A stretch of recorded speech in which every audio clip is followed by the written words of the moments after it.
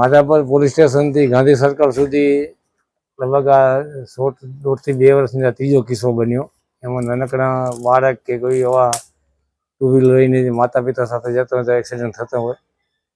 પણ ગઈકાલે જે ઘટના બની એ દુઃખદ ઘટના બની. જે પરિવારમાંથી જે બચ્ચાનું મરણ થયું એને મારી હાર્દિક શ્રદ્ધાંજલિ. એના પરિવારને દુઃખ સહન કરવાની શક્તિ આપે એટલી પ્રભુને પ્રાર્થના કરું.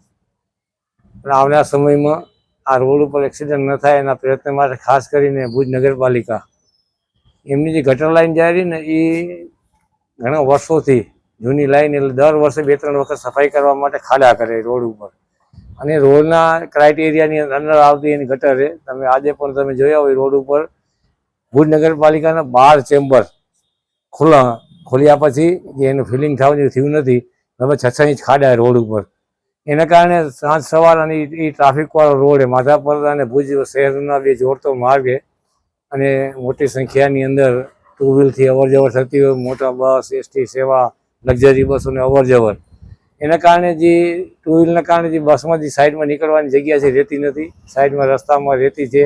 આ ગટરના ચેમ્બરના ખાડા છે. રોડ તોડેલો, નવી ગટર લાઈન કરેલી, રોડ તોડેલો છે. એના કારણે નવા સાઈડની અંદર અવારનવાર એક્સિડન્ટની ઘટના બનતી હોય. ત્યારે આવનાર સમયમાં એવી ઘટના ન બને એના માટે ગ્રામ પંચાયત, ભુજ નગરપાલિકાના ચેમ્બરના ઢાંકણા જે છે બંધ કરે.